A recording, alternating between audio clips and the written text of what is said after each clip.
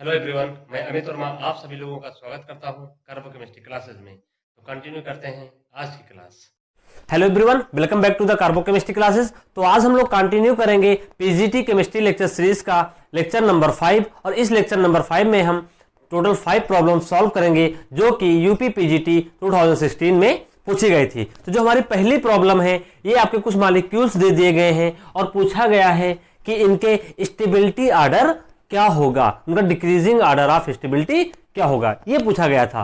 तो ध्यान से देखिए, इस क्वेश्चन को अगर हम ध्यान से देखें तो इसमें देखा गया है कि जो पहला मॉलिक्यूल है, तीसरा मॉलिक्यूल है एंड द फोर्थ वन, ये क्या है, ये देखिए यहाँ पे कोई भी डबल बॉन्ड प्रेजेंट नहीं है। लेकिन अगर हम सेकेंड मॉलिक्यूल को देखें तो यहाँ पे डबल बॉन्ड प्रेजेंट है। तो इनको हम पहले क्या करेंगे, हम इनका जनरल ट्रेंड निकाल लेंगे, ठीक है। फिर हम बाद में बताएंगे कि ये स्टेबिलिटी इसकी कम क्या होगी, उसका ऑर्डर क्या होगा और वो कैसे सॉल्व करेंगे। तो पहले हम सॉल्व करेंगे किसको, for first, third and fourth. अगर हम कंपेयर करेंगे तो एक तरह के मॉलिक्यूल को कंपेयर करेंगे ना, तो पहले कंपेयर करेंगे इन तीन को कंपेयर करेंगे। तो पहला देखें, तो अगर हम बात करें तो पहला है और थर्ड है हमारा ये और फोर्थ है हमारा ये, ठीक। तो अगर हम बात करें तो देखिए ये कितने मेंबर रिंग है, ये 3 मेंबर रिंग है, ये 3 मेंबर रिंग है, ये क्या है 5 मेंबर रिंग है और ये हमारी एक 6 मेंबर रिंग है। क्या है, 6 मेंबर रिंग। तो ये अगर हम इधर से इधर की बात करें तो अगर हम देखेंगे तो इधर से इधर क्या हो रहा है, रिंग साइज इंक्रीज हो रहा है, रिंग साइज इंक्रीज हो रहा है। ये फर्स्ट है हमारा, ये थर्ड है और ये 4 है, ठीक।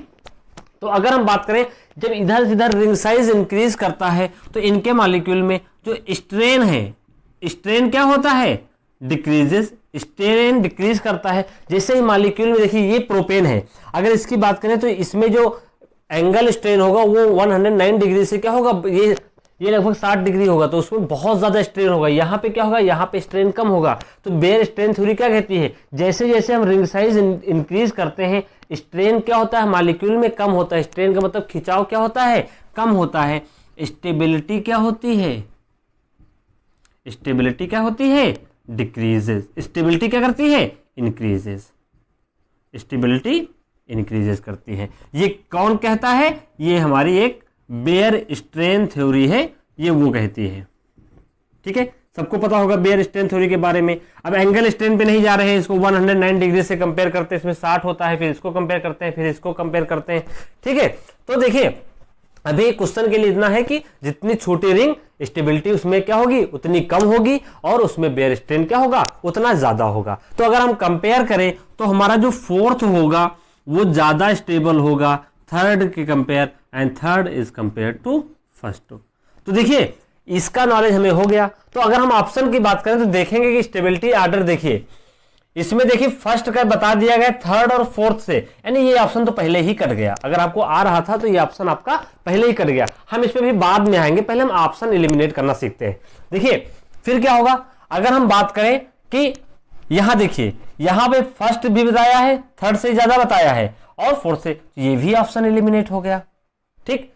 इसकी बात करें तो इसमें देखें थर्ड ज्यादा स्टेबल बताया है as compare to fourth one, तो ये भी कट गया। अगर आपको एक ट्रिक आती है तो आपका क्या होता है, ऑप्शन आपके कट जाते हैं। ये ऑप्शन कट गया क्योंकि fourth one is more stable as compare to third, इस थ्योरी के आधार पे, बेयर स्ट्रेन थ्योरी के आधार पे। तो करेक्ट ऑप्शन हमारा तो ये आ गया। तो correct option is our C option, हमारा C option is the correct answer. लेकिन हम ऐसा आपका ये क्यों करते हैं कि ये जो है ये मॉलिक्यूल, इसमें ये आपका ज्यादा स्टेबल है। डबल बॉन्ड होने की वजह से कुछ लोगों को लग रहा होगा कि ये ज्यादा स्टेबल होगा। तो इसके दो होता है कि जो हमारी जो साइक्लोप्रोपेन होता है, साइक्लोप्रोपेन वो हमारा लेस ज्यादा स्टेबल होता है as compare to cyclopropane, as compare to cyclopropane. इसमें आपका क्या होता है, लेस स्ट्रेन होता है और ये आपका मोर स्टेबल मॉलिक्यूल होता है। मैं स्टेबिलिटी की बात हो रही है तो स्ट्रेन का ऐसा, यहां पे क्या होता है, मोर स्ट्रेन होता है हमारा ये एक मॉलिक्यूल। देखिए सारे एलिसाइक्लिक मॉलिक्यूल हैं, ये सैचुरेटेड एलिसाइक्लिक है, ये अनसैचुरेटेड एलिसाइक्लिक है। लेकिन अगर हम 3 मेंबर रिंग की बात करें और 4th मेंबर रिंग की बात करें, देखिए अगर हम साइक्लोप्रोपीन की बात करें और साइक्लोप्रोपीन की बात करें, ये प्रोपेन ये प्रोपीन, तो स्टेबिलिटी इसकी ज्यादा होगी क्योंकि इसमें स्ट्रेन क्या होता है, डबल बॉन्ड। देखिए डबल बॉन्ड sp2 हो गया, जब sp2 हो गया ये अपना प्लेन में रहना चाहेगा, ये क्या करेगा, ये sp3 ये आउट ऑफ प्लेन चला जाएगा, तो इसमें मॉलिक्यूल में क्या हो जाएगा, खिंचाव बढ़ जाएगा। एक ऑर्डर ये हो गया, ठीक। तो हमारा करेक्ट आंसर क्या निकला, देखिए हमारा करेक्ट आंसर क्या निकला, 4th one is more stable as compare to third, third is more stable as compare to first, first is more stable as compare to second. यही हमारा क्या है, एक ऑप्शन है जो कि एक करेक्ट ऑप्शन था। अब इसको एरोमेटिसिटी भी सॉल्व करते हैं, ये हमारा नॉन एरोमेटिक कंपाउंड हो जाएगा। जो हमारे नॉन एरोमेटिक कंपाउंड होते हैं, अगर आप इस पे एरोमेटिसिटी पे जाएंगे तो ये हमारा एक नॉन एरोमेटिक कंपाउंड हो जाएगा। क्या हो जाएगा, नॉन एरोमेटिक कंपाउंड। और नॉन एरोमेटिक कंपाउंड हमारे क्या होते हैं, लेस स्टेबल होते हैं as compare to our alicyclic saturated compounds. इसका बेस्ट रीजन क्या है कि सर जब साइक्लोप्रोपीन होती है तो में स्ट्रेन थोड़ा ज्यादा हो जाता है, उसके वजह से इसकी स्टेबिलिटी क्या हो जाती है, कम हो जाती है। तो इसको लिख लीजिएगा, less strain and more stable, इसलिए आपका ये आपका ज्यादा होता है। तो करेक्ट आंसर आपका निकल गया। आपको यहाँ पे जाना ही नहीं था, तो मैं आपको एग्जाम के पॉइंट ऑफ व्यू से बताऊंगा। जब क्लासेस होती हैं, क्लासेस में आपको बताया जाता है, लेकिन एग्जाम में क्वेश्चंस कैसे सॉल्व करते हैं। देखिए आपको अगर एक ट्रेंड आ रहा था, ये वाला ट्रेंड आ रहा था, आपके ऑप्शन देखिए तुरंत एलिमिनेट हो गए, आपका तुरंत समय आपका बच जाएगा। तो अब मूव करते हैं हम लोग नेक्स्ट प्रॉब्लम की तरफ, ठीक है। नोट, ये देखिए ये जो नेक्स्ट प्रॉब्लम है पूछा गया है, कौन से कंपाउंड्स हैं जो कि हमारे प्रोडक्ट बेंजल्डिहाइड देगा in the presence of urotropine. तो जो ये प्रॉब्लम थी, ये हमारे एक नेम्ड रिएक्शन प्रॉब्लम थी। क्या, जो नेमिंग रिएक्शंस होती हैं या नेम्ड रिएक्शंस जो होती हैं, ये उसकी प्रॉब्लम थी। और ये नेम्ड रिएक्शन जो होती है इसको बोलते हैं सॉमलेट रिएक्शन। क्या बोलते हैं, SOMM, सॉमलेट रिएक्शन। तो जो सॉमलेट रिएक्शन होती है ये क्या करती है, इसको तो आपको पता ही होना चाहिए था कि इसमें हम एक बेंजाइल क्लोराइड लेते हैं। क्या लेते हैं, बेंजाइल क्लोराइड लेते हैं।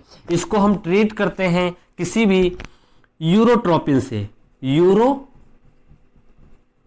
से इन the presence of H+ hydrolysis जब करते हैं तो हमारा जो प्रोडक्ट बनता है वो आपको बेंजल्डिहाइड बनता है। क्या बनता है, बेंजल्डिहाइड बनता है। मैं आपको बता दूं, इसका हमने आपको लेक्चर कवर करवा रखा है नेम रिएक्शन लेक्चर सीरीज में। मैं उस रिएक्शन की प्लेलिस्ट की मैं आपको वीडियो लिंक प्रोवाइड करवा दूंगा, तो आप वहां से इस रिएक्शन को क्या कर सकते हैं, विजिट कर सकते हैं कि कैसे मैकेनिज्म इन्वॉल्व होती है, कैसे आपका बेंजल्डिहाइड बनता है। लेकिन थोड़ा मैं आपको बताता हूं, ये रिएक्शन यूज होती है कन्वर्जन ऑफ RCH2Cl। मान लीजिए अगर हम इसको R ले ले, इसको हम CH2Cl ले ले, तो ये सीधे चेंज हो जाता है in the presence of RCH2, urotropine. तो जो हमारा यूरोट्रोपिन होता है, इसका जो दूसरा नाम होता है मैं थोड़ा आपको बताता हूं, CH2N6N4 होता है। इसका दूसरा नाम लिख के आ जाता है कभी कभी HMTA। HMTA का मतलब होता है हेक्सामिथाइलिन टेट्राएमीन, हेक्सामिथाइलिन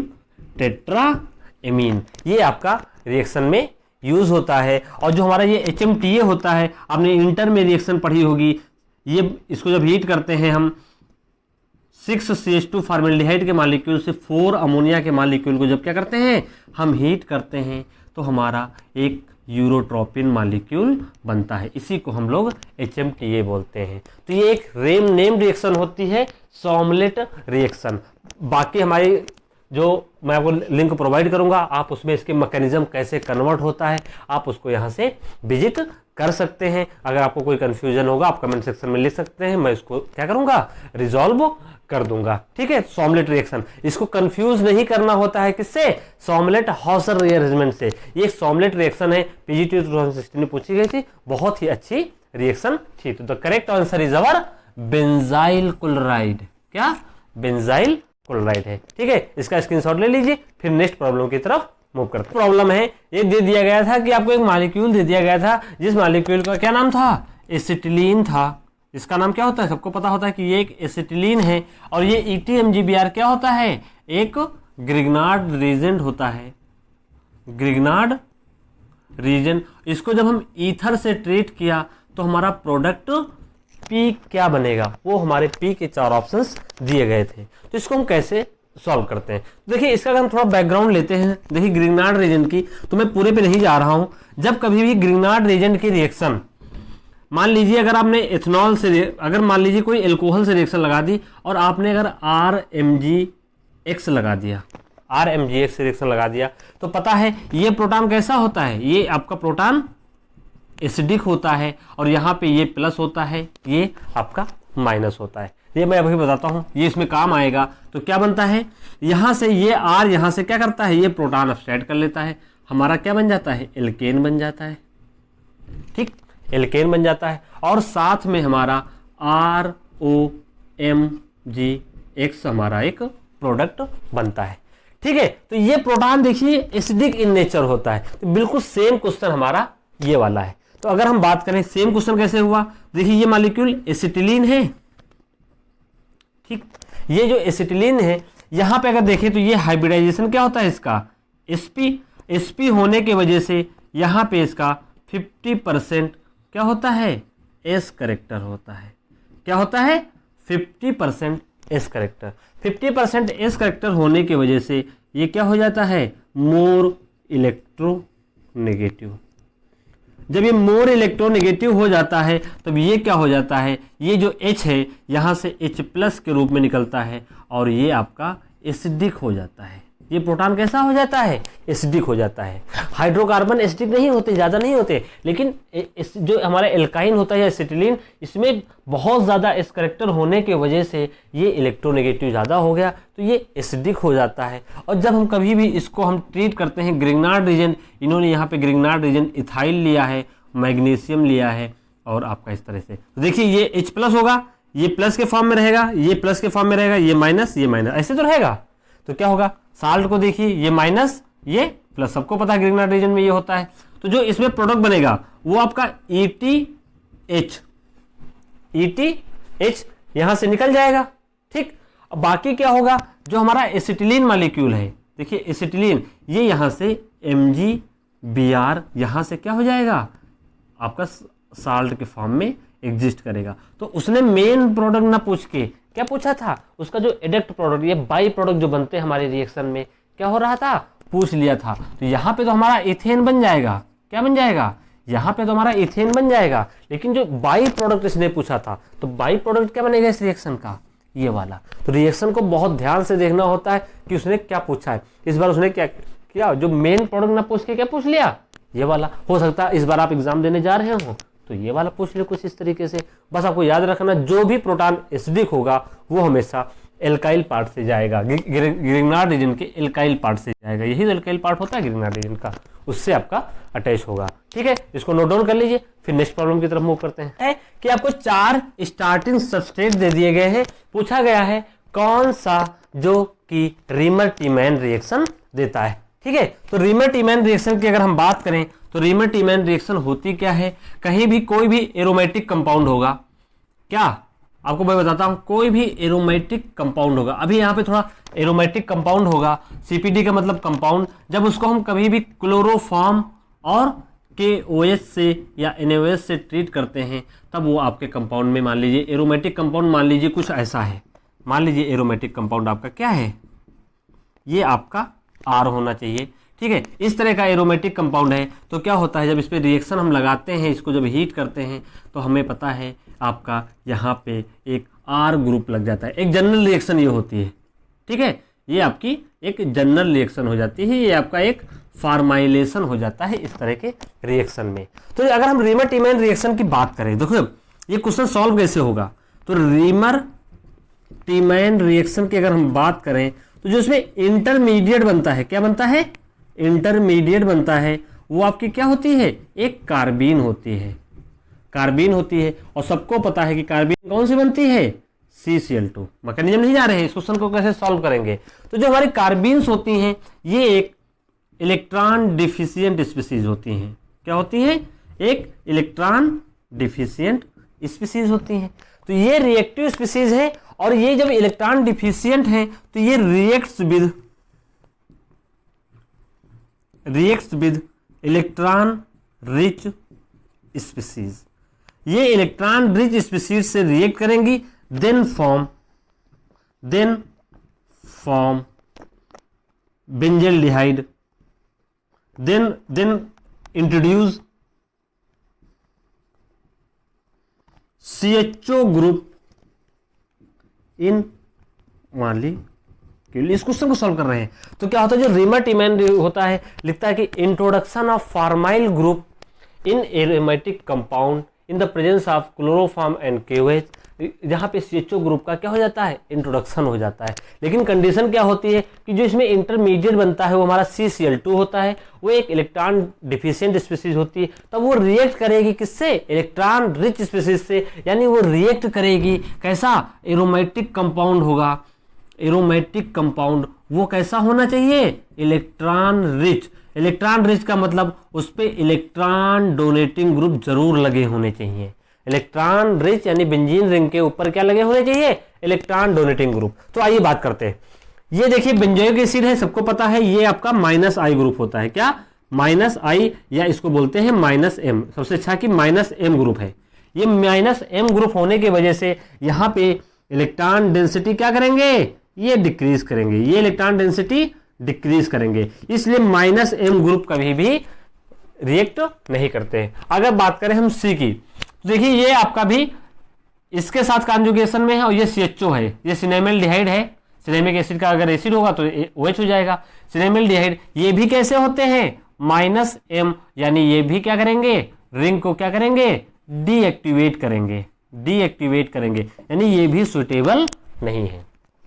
ठीक है, लेकिन बहुत ही इंटरेस्टिंग था कि सर ये भी +I है, ये तो +I ग्रुप है, ये भी क्या है, ये देखिए ये इलेक्ट्रॉन क्या है, ये भी इलेक्ट्रॉन डोनेटिंग ग्रुप है। ठीक, तो इसमें से रिएक्ट करेगा। तो अब बहुत अच्छी कोई बुक जब पढ़ रहे होंगे तो बताता है कि ये टॉलुइन जो होता है ये रिएक्शन नहीं देता है। ये फिनॉल हमारा रिएक्शन करेक्ट ऑप्शन था। फिनॉल क्यों होता है, आइए हम बात करते हैं। अगर हम फिनॉल की बात करें तो फिनॉल हमारा क्या बनाता है, किसी भी बेस की प्रेजेंस में जब ट्रीट करते हैं तो वो फिनॉक्साइड आयन बनाता है। फिनॉक्साइड आयन होने की वजह से इसमें इलेक्ट्रॉन डेंसिटी क्या हो जाती है, इंक्रीज हो जाती है। इलेक्ट्रॉन डेंसिटी इंक्रीज हो जाएगी तो ये CCl2 जो बनता है उससे क्या करेगा, रिएक्ट कर लेगा। मैकेनिज्म पे नहीं जा रहे हैं, मतलब क्वेश्चन सॉल्व कर रहे हैं। CCl2 से क्या करेगा, रिएक्ट कर जाता है, रिएक्शन हो जाती है। ये इलेक्ट्रॉन रिलीजिंग है, लेकिन ये इतना अच्छा नहीं है कि CCl2 इससे रिएक्ट कर जाए। और ये आपका फंडामेंटल प्रूव है, आपकी बहुत अच्छी बुक्स में रेफरेंस रिसर्च पेपर का आर्टिकल होता है कि जो टॉलुइन और जो बेंजीन होते हैं ये कभी भी फ्रीडल क्राफ्ट रिएक्शन नहीं देते हैं। देता है तो कौन देता है, फिनॉल देता है ना। मान ली अगर हम इसको OCH3 कर दे तब रिएक्शन हो जाएगी, लेकिन टॉलुइन की रिएक्शन नहीं होगी। तो आप लोग जब रीमर टीमैन आप जो लोग लिख रहे हो तो लिख लीजिएगा, toluene will never go undergo Friedel Crafts Reimer Tiemann reaction. ठीक है, इसको नोट डाउन कर लीजिए। ये मैंने आपको सबको इसलिए बताया मैकेनिज्म सबको आती है, लेकिन इसके पीछे कॉन्सेप्ट क्या लग रहा था, क्योंकि जो हमारा CCl2 था वो एक इलेक्ट्रॉन डिफिशिएंट स्पीसीज होगी, वो तभी रिएक्ट करेगी जब आपका एरोमेटिक सिस्टम आपका बहुत ही ज्यादा इलेक्ट्रॉन रिच हो, या बेंजीन पे क्या होने चाहिए, बहुत सारे इलेक्ट्रॉन डोनेटिंग ग्रुप लगे होने चाहिए। तो इसको नोट डाउन कर लीजिए, बहुत ही अच्छा क्वेश्चन था ये। प्रॉब्लम है, ये भी एक हमारे नेम रिएक्शन में पूछी गई थी, नेम रिएक्शन में पूछी गई थी। और ये कहाँ से आया था, ये जो टॉपिक था, ये क्वेश्चन जो था हेट्रोसाइक्लिक कंपाउंड से आया था। क्या आया था, हेट्रोसाइक्लिक कंपाउंड से। ठीक है, तो मैं आपको जब हेट्रोसाइक्लिक कंपाउंड्स पढ़ाऊंगा तो मैं आपको वहाँ पे पूरा अच्छा डिटेल में बताऊंगा, लेकिन इस क्वेश्चन को सॉल्व करना है तो बहुत अच्छे से करना है, ये देखते हैं। और ये बहुत ही इंपॉर्टेंट क्वेश्चन है और बहुत ही ज्यादा एग्जाम में, लगभग सारे कॉम्पिटेटिव एग्जाम्स में ये पूछा जाता है। क्वेश्चन ये है कि आपको इन्होंने एक एनिलीन दे दिया है, क्या दे दिया है, एनिलीन। फिर क्या किया है, सॉरी ये एनिलीन, ये NH2 लगा दिया तो एनिलीन, ये हमारा एनिलीन है। फिर इसको जब हम ग्लिसरॉल की प्रेजेंस में रिएक्ट कराते हैं तो हमारा जो ये ग्लिसरॉल होता है, ये CHOH ट्राईहाइड्रिक अल्कोहल होता है, ये हमारा ग्लिसरॉल है। और फिर इसको जब रिएक्ट कराते हैं किससे, ये देखिए ये NO2 है, ये क्या है, NO2 है, इसको बोलते हैं नाइट्रोबेंजीन, नाइट्रोबेंजीन। और इसको जब कंसंट्रेट H2SO4 में हीट करते हैं 100 डिग्री सेंटीग्रेड या इससे ज़्यादा डिग्री सेंटीग्रेड पे, तो एक प्रोडक्ट हमारा बनता है क्विनोलिन बनता है। क्या बनता है? क्विनोलिन बनता है। क्विनोलिन का स्ट्रक्चर हमारा कुछ ये होता है, ये एक क्विनोलिन बनता है। तो इसमें देखिए क्विनोलिन बनता है, तो करेक्ट ऑप्शन तो मैंने आपको बता दिया क्विनोलिन। लेकिन ये एक नेम्ड रिएक्शन प्रॉब्लम है। ये क्या है? एक नेम्ड रिएक्शन प्रॉब्लम है। नेम्ड रिएक्शन प्रॉब्लम है। तो ये नेम्ड रिएक्शन होती है, ये हेटेरोसाइक्लिक कंपाउंड्स में क्विनोलिन को सिंथेसाइज किया जाता है इस रिएक्शन से। बहुत ही पेटेंट रिएक्शन है, इसको बोलते हैं Skraup's synthesis for quinoline. Skraup's synthesis of quinoline.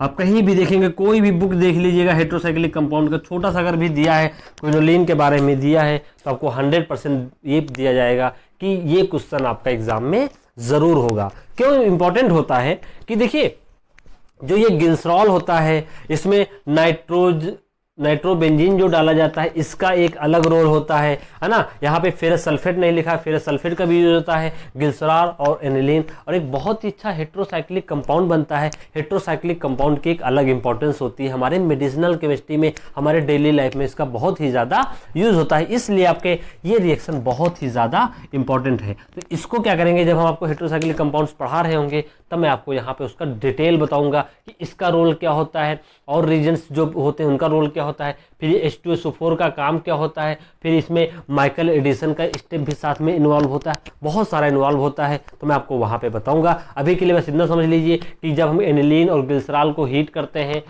With nitrobenzene in the presence of H2SO4, एक प्रोडक्ट क्या बनता है? क्विनोलिन बनता है। और ये एक नेम रिएक्शन प्रॉब्लम है जिसका नाम है Skraup's synthesis of quinoline. The correct answer is our D. ठीक है, तो बाकी आज के लिए हमारे 5 प्रॉब्लम्स हो गई। जो हम नेक्स्ट वीडियो लाएंगे 2016 की सबसे अच्छी प्रॉब्लम्स क्या होंगे हमारे, उस वीडियो में होंगी। ठीक है, तब तक के लिए okay, goodbye and thank you.